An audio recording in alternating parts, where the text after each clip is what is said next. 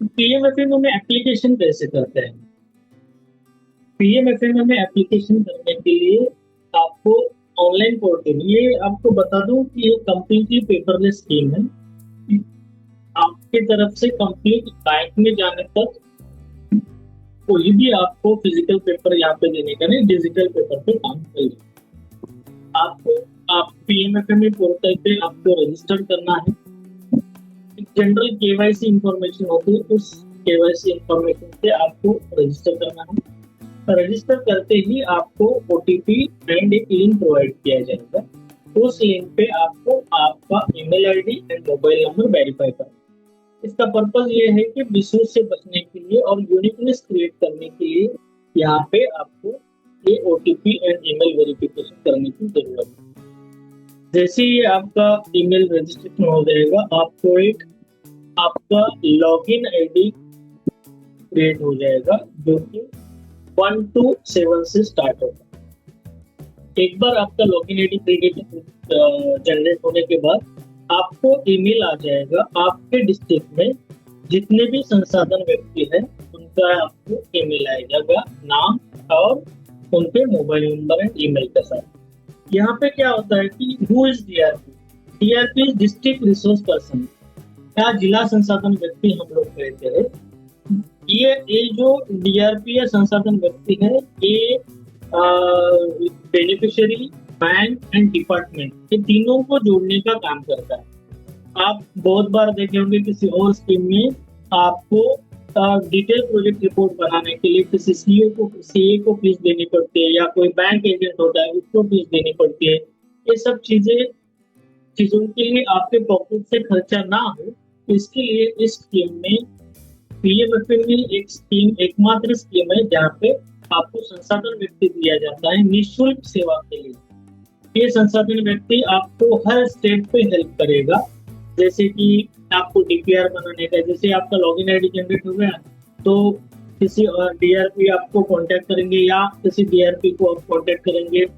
फिर उसके बाद वो आपको डीपीआर बनाने के लिए हेल्प करेंगे।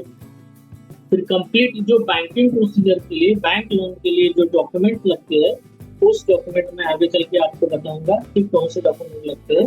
उस डॉक्यूमेंट का प्रिपरेशन किया जाता है, करने के लिए हेल्प करते हैं, कोटेशन के लिए हेल्प करते हैं, या फिर आपको कंस्ट्रक्शन करना है तो किस टाइप का कंस्ट्रक्शन चाहिए। ये सब छोटी छोटी चीजें जो है शुरुआती दौर में नए इंटरप्राइजेस के लिए बहुत दिक्कत वाला काम क्रिएट करती है। तो उससे बचने के लिए जिला संसाधन व्यक्ति आपको हेल्प करता है। जैसे ही आपका एप्लीकेशन बन गया, जिला संसाधन व्यक्ति आपके लोकेशन पे आएंगे, आपका लोकेशन का जियो टैग फोटोग्राफ निकालेंगे। फिर उसके बाद इनका पर्पज आपके लोकेशन पे आने का ये है कि जस्ट टू नो दैट कि आपके पास अ, जो मशीन्स रखनी है उसके लिए पूरेपूर या उसके लिए जगह अवेलेबल है, सफिशिएंट जगह अवेलेबल है, पावर अवेलेबल है, वाटर अवेलेबल है। ये सब छोटी छोटी चीजें जो होती है फूड इंडस्ट्री चलाने के लिए जरूरत होती है। तो ये सब चीजें देखने के लिए वो प्राइमरी विजिट आपके यहाँ पे करते हैं। इसी दौरान आपकी और उस जिला संसाधन व्यक्ति का इंट्रोडक्शन हो जाता है, जो कि आपको अगले 3 साल तक हेल्प करने के लिए रेडी रहते हैं। एक बार कंप्लीट प्रोसेस होने के बाद जिला संसाधन व्यक्ति जो होते हैं वो आपके विजिट का फोटो उनके पोर्टल पे अपलोड किया जाता है, कर देते हैं और रिकमेंड करते हैं कि दिस प्रपोजल और ये बेनिफिशियरी का प्रपोजल साउंड है, इकोनॉमिकली वायबल है, टेक्निकली वायबल है और ये हम लोग बैंक को फॉरवर्ड कर सकते हैं। ये नेक्स्ट स्टेप है डीएलसी, डिस्ट्रिक्ट लेवल कमेटी। हर डिस्ट्रिक्ट लेवल कमेटी के एक चेयरमैन होते हैं जो कि रिस्पेक्टिव डिस्ट्रिक्ट कलेक्टर होते हैं। तो वो डिस्ट्रिक्ट कलेक्टर या फिर डिस्ट्रिक्ट सेक्रेटरी जो कमेटी के होते हैं वो डिपार्टमेंट ऑफ एग्रीकल्चर के डिस्ट्रिक्ट सुपरिटेंडेंट ऑफ एग्रीकल्चर, वो महाराष्ट्र में अगर हो तो डिस्ट्रिक्ट सुपरिटेंडेंट ऑफ एग्रीकल्चर होते हैं, या किसी और स्टेट में हो तो डीआईसी के जनरल मैनेजर होते हैं, वो डीएलसी के सेक्रेटरी होते हैं।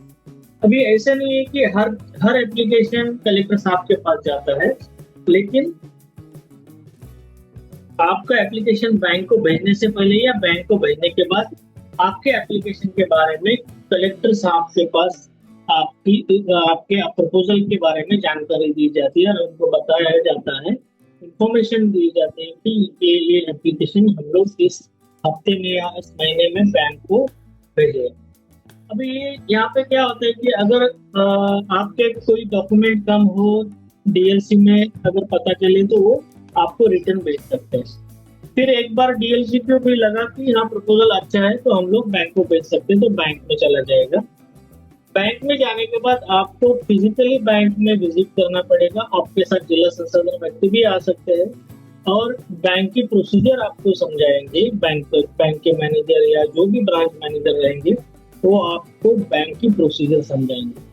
एक बार बैंक की प्रोसीजर खत्म हो गई, उनको जो चाहिए वो डॉक्यूमेंट फिजिकल फॉर्म में सब कभी लगते हैं, डिजिटल फॉर्म में लगते हैं, उस डॉक्यूमेंट को आपको बैंक को फुलफिल करना है। उसके बाद आपका बैंक का लोन सैंक्शन है। जैसे ही सैंक्शन हो जाएगा फिर उसके बैंक लोन सैंक्शन के बाद डिसबर्समेंट प्रोसीजर चालू होती है। तो बैंक की डिसबर्समेंट प्रोसेस आपको कंप्लीट करनी है। डिसबर्समेंट आपको चालू हो जाएगा, लेकिन बैंक बेनिफिशियरी के अकाउंट में कोई भी किसी भी तरह का फंड बैंक बेनिफिशियरी के अकाउंट में ट्रांसफर नहीं करते। हालांकि ये फंड जो है आपके जो वेंडर है मशीन वाले वो उनके अकाउंट में डायरेक्टली ट्रांसफर करती है। अभी यहाँ पे क्रूशियल पॉइंट ये है कि आपको देखना है कि आपका वेंडर कितना रिलायबल है। जैसे ही आपको विश्वास हो जाएगा तो आप कंप्लीटली वेंडर की डिटेल उनको प्रोवाइड करते हैं, वेंडर के अकाउंट में बैंक लोन डिसबर्स करते हैं। जैसे ही डिसबर्समेंट हो जाएगा तो पैरेलली आपका समझो 30 लाख रुपए का प्रोजेक्ट है, आपकी सब्सिडी 10 लाख बनती है, तो आपका जितना भी लोन अमाउंट है उस लोन अमाउंट से समझो 10 लाख रुपए या इक्वल अमाउंट ऑफ सब्सिडी का लोन डिसबर्स होता है, तो आप इमीडिएटली एलिजिबल हो जाते हो सब्सिडी लेने के लिए। जैसे ही आपका पैरेलली एग्जीक्यूशन चलता है तो वो आपके अकाउंट में सब्सिडी जमा हो जाती है। लेकिन ये सब्सिडी जो है आपकी लोन अमाउंट के साथ एडजस्ट नहीं होती है, वो 3 साल के बाद लोन अमाउंट के साथ एडजस्ट हो जाती है। लेकिन आपका जो सब्सिडी अमाउंट है वो सब्सिडी अमाउंट के ऊपर आपको इंटरेस्ट नहीं लगता, हालांकि बैलेंस अमाउंट पे आपको इंटरेस्ट लगता है।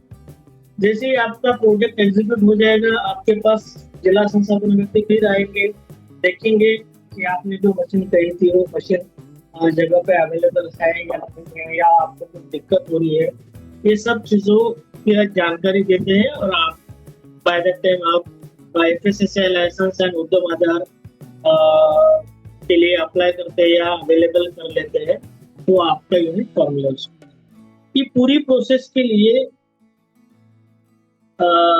जो जिला संसाधन व्यक्ति से जिला लेवल कमेटी के पास जाने के लिए 15 दिन का टाइम होता है। जिला लेवल कमेटी से बैंक की तरफ जाने के लिए फिर 15 दिन का टाइम होता है। बैंक के पास जनरली 45 डेज का एक टर्न अराउंड टाइम होता है। उस टाइम में उनको एप्लीकेशन आपकी प्रोसेस करती है। ये फिर 75 डेज का टाइम है जिस दिन से आपके पास तो आपका लॉगिन आईडी जनरेट होता है या आपका डीआरपी विजिट हो जाता है, उस टाइम के बाद फिर 75 डेज के लिए प्रपोजल 75 डेज में आपको इसको कंक्लूड करना है। कभी कभी बैंक के यहाँ पे दिक्कत आती है, कुछ लोड होता है तो उस टाइम पे डिले हो जाता है। हालांकि वो delay DRP to DLC, DLC to bank, इसमें हम लोग कवर करते हैं। जनरली डीआरपी के विजिट के बाद 2 दिन में हमारा प्रपोजल डीएलसी के पास आता है, डीएलसी से बैंक में 2 दिन में चला जाता है। तो जो 30 डेज का गैप है वो बैंक का डिले कवर कर देता है। तो इस टाइप से ये प्रोसीजर कंप्लीट हो जाती है। तो टोटल 8 स्टेप्स है, 8 स्टेप में आपका प्रोजेक्ट पूरा सेटअप होने की प्रोसेस बताई गई है।